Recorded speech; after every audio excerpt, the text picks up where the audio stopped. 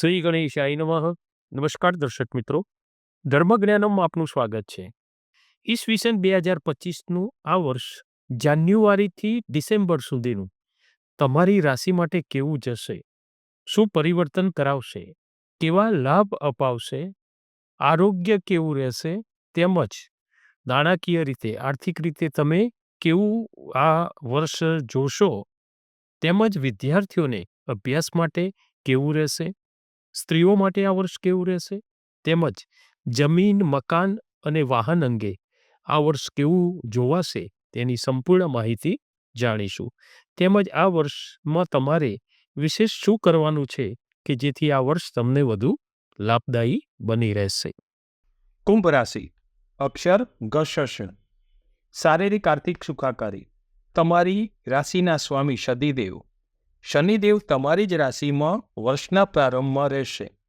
શારીરિક સુખાકારી સારી જોવાય, પરંતુ અહીં તમારી રાશિમાં શનિદેવ હોવાથી સોનાના પાયા ઉપર પનોતી રહેશે, જે તમને નાની મોટી ચિંતાઓ અપાવે. પરંતુ તારીખ 29/3/2025થી શનિદેવ રાશિ પરિવર્તન કરશે, જે તમારી રાશિ કુંભમાંથી મીન રાશિમાં આવતા તમારે માટે આ પનોતીનો છેલ્લો તબક્કો રહેશે. અહીં તમને રાહત મળશે. અહીં બીજા સ્થાનેથી શનિદેવથી તમને રૂપાના પાયા પર પનોતી રહેશે, જે ધન લાભ કરાવે. નાણાકીય રીતે માર્ચ 2025 પછી સારો સમય બની રહેશે. તારીખ 18/5/2025થી રાહુદેવ મીન રાશિમાંથી કુંભ રાશિમાં તમારી રાશિમાં આવશે. અહીં પડવા વાગવાથી થોડું સંભાળવાનું, વાહન ચલાવવામાં થોડી સાવચેતી લેવી. પરંતુ જન્મકુંડળીમાં જન્મના ગ્રહોની સારી સ્થિતિ હશે તો અહીંયા તમને આ તકલીફોમાંથી રાહત જોવાશે. તમને આ સમય પણ સારો બની રહેશે. અહીં તમારે આંખને લગતી તકલીફોમાં થોડી સાવચેતી લેવી જરૂરી રહેશે. વિદ્યાભ્યાસ, આ વર્ષ વિદ્યાર્થીઓ માટે શુભ ફળ આપનારું બની રહેશે.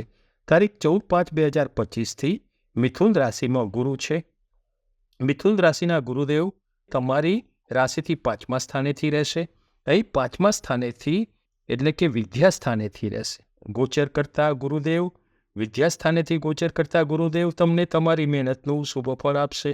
વિદેશ વિદ્યા પ્રાપ્તિ માટે જો ઈચ્છતા હોય તો આ સમય આ વિદ્યાર્થીઓ માટે ઉચિત રહેશે. અહીં તમને વિદ્યાભ્યાસ માટે તમારો આત્મવિશ્વાસ તેમજ જુસ્સો વધી શકશે અને ભણવા માટે સારો માહોલ પણ તમને મળી શકે એમ જણાશે. લગ્ન સંતાન વિષય, લગ્ન વિષય કંઈ થોડું હજુ વિલંબ જોવાય. અહીં પસંદગીના પાત્ર સાથે લગ્ન યોગમાં થોડું મન દુઃખ અને અસંમતિ જેવા પ્રશ્નો ઊભા થાય. બધાની સંમતિ મેળવવામાં અહીં તમને સફળ પૂરા એવા ના થઈ શકો. અહીંયા થોડું પ્રયત્ન તમારે કરવો પડે, પણ સફળતા અહીંયા તમને ઓછી મળે એવું જોવાય. અહીં જો તમારી જન્મકુંડળીમાં શનિ કે મંગળ દોષ હશે તો આ પરેશાની ઓર વધી શકે છે. અહીં કોઈ જ્યોતિષીની પરામર્શ લઈ અને જન્મકુંડળીમાં બનતા જે દોષ હોય તેનું નિવારણ કરાવવું, તેનું યોગ્ય રીતે વિધિ વિધાન કરાવવું અને એ નિવારણ કર્યા પછી એમાં તમને સફળતા મળવાના યોગ બની રહેશે અને અંતરાયોમાંથી તમે રાહત અનુભવી શકશો. અહીં સંતાનને લગતા પ્રશ્નો ધીરે ધીરે તેનો ઉકેલ મળે. સંતાનના વિદ્યાભ્યાસને લગતા તમારે આયોજન જે તમે કરતા હોય એમાં તમે સારી સફળતા મેળવી શકો. અહીં તમને સંતાનના વિદ્યાભ્યાસને લગતી ચિંતાઓ હળવી થાય અને તેમના સારા પરફોર્મન્સથી તમને અહીંયા પ્રસન્નતા તમે અહીંયા અનુભવો. વિદ્યાભ્યાસમાં વિદેશ ગયેલ સંતાન તરફથી તમને સારા સમાચાર પણ મળી શકે. તેમજ તેમનો સમયે તમને સાથ અને સહકાર પણ મળી શકે છે. અહીં મે 2025થી ગુરુદેવ મિથુન રાશિમાં આવતા તમારી રાશિથી 5મા સ્થાનેથી રહેશે. અહીં 5મું સ્થાન સંતાનનું સુખ આપે છે, એટલે 5મા સ્થાનના વિદ્યા અને સંતાનનું સ્થાન છે. તેથી અહીંયા તમને સંતાનનું સુખ સારું મળી શકશે. ચોથું, ભાગ્યોદય.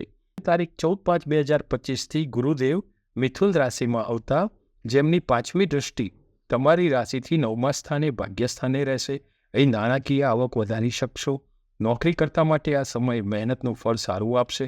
બઢતી બદલીના યોગ તેમજ મે 2025ની આસપાસ સારા એવા પરિવર્તનના યોગ પણ બની શકે એવું લાગે છે. અહીં તમને ગુરુદેવ સારું ફળ આપી શકશે. તેમજ તમારી રાશિના સ્વામી શનિદેવ માર્ચ 2025થી મીન રાશિમાં આવતા તમારી રાશિથી બીજા ધનસ્થાનેથી રહેશે. અહીં તમને તમારા મનોબળથી, ઉત્સાહથી અને તમારી જે સહનશીલતાવાળો સ્વભાવ છે એનાથી તમે સારો ભાગ્યોદય થતો જોઈ શકશો. અહીંયા આ સમય તમારા માટે સારો રહેશે. બીજા સ્થાને રહેલા શનિ રૂપાના પાયે પનોતી રહેશે. આથી સારો ધન લાભ એનાથી બની રહેશે. આમાં રૂપાનો પાયો જે છે ને એ ધનલાભ અપાવે એટલે સારું ફળ પણ અપાવે છે. અહીં તમારા ખર્ચા ઉપર તમારે નિયંત્રણ જરૂરી રહેશે.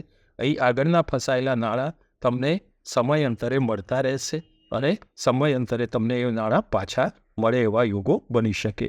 જે 2 તબક્કા સુધી શનિની જે મહાદશા હતી તેમાં હવે છેલ્લે તમને લાભ કરાવી શકશે. શનિદેવ કર્મનું ફળ આપતા હોય છે. આપણે આપણા ઈષ્ટદેવની કૃપા બની રહે તે માટે સતત તેમની પૂજા ભક્તિ જરૂરી બની રહે. અને અહીંયા તમારે ખાસ ભાગીદારીના વ્યવસાયમાં પણ સમય ઠીક જોવાય છે, માટે એમાં પણ ખાસ કાળજી લેવાની બની રહેશે. 5મું સ્થાવર મિલકત વિષય. એ નવી મિલકતની ખરીદી તેમજ વેચાણમાં થોડો સંયમ અને ધીરજ રાખવી પડશે. અહીં આ સમયે વર્ષના પ્રારંભમાં મીન રાશિમાં રહેલા રાહુદેવ તમને કોઈ મિલકતની ખરીદીમાં સમસ્યા ઊભી કરી શકે છે. આ સમસ્યા ઊભી ન થાય એનો તમારે ખ્યાલ અહીંયા તમારે રાખવો જરૂરી રહેશે. એટલે બને ત્યાં સુધી આ વર્ષમાં નવી સંપત્તિ ના ખરીદાય એનું તમારે ધ્યાન રાખવાનું. ખરીદો, જો જન્મના ગ્રહોનો સારો યોગ હોય તો તમે ખરીદી શકો છો, પણ આ સમય ગોચરના ગ્રહોનો એવો છે કે તમારે અહીંયા ધ્યાન રાખવું જરૂરી બની રહેશે. બીજા પર આંધળો વિશ્વાસ તમારે મૂકવો, ગાફેલ રહેવું અને લોભ લાલચમાં આવી જવું, ખોટી મિલકતમાં જે તકલીફવાળી જે હોય એમાં રોકાણ ના થઈ જાય એનું તમારે ધ્યાન લેવું જરૂરી બની રહેશે. રાહુદેવ લોભ અને લાલચ આપે છે, એ જોઈ વિચારીને તમારે આ નિર્ણય લેવો જરૂરી છે. ભ્રામિત છે, ભ્રમ ઊભો કરે છે. રાહુદેવ જે છે ને એ ભ્રમ ઊભો કરે છે, એમાંથી વ્યક્તિ એમાં લોભમાં આવી જાય છે અને લાલચમાં આવી જાય છે. તો આ સમય તમારે જાળવવાનો રહેશે, સંભાળવાનો રહેશે. અહીં મિલકત વિશે એક નવી ચિંતાથી માનસિક તણાવ જેવું અનુભવાય નહીં એનું તમારે ધ્યાન રાખવું જરૂરી બનશે. યાત્રા, પ્રવાસ, વિદેશ ગમન. આ વર્ષમાં લાંબી યાત્રા પ્રવાસ કરવામાં પણ રુચિ ઓછી રહે, તેમ છતાં પણ મે 2025થી એ પછીના સમયથી વિદેશ રહેતા તમારા સંતાનોને મળવા જવું એવા યોગ બની રહે. જન્મ સમયે સારા જન્મગ્રહોનો યોગ બની રહેતો હશે તો દર વર્ષની જેમ આ વર્ષે પણ તમે તમારો મુસાફરીનો શોખ જે છે, તમને ગમે છે મુસાફરી કરવી, તે અહીંયા એ શોખ તમે અહીંયા પૂરો કરી શકશો. વિદેશ પ્રવાસ પણ અહીંયા શક્ય બની શકે છે અને વ્યવસાયને અનુરૂપ તમે એક લાંબો પ્રવાસ પણ અહીંયા કરી શકશો. તો દર્શક મિત્રો, આ 2025નું આ વર્ષ તમારા માટે કેવું ફળ આપશે એ વિશેની માહિતી આપણે જાણી. નમો નારાયણ. આ વર્ષ તમને ઈસવીસન 2025નું તમારા માટે શુભદાયી બની રહે તેવા હાર્દિક અભિનંદન. Happy new year.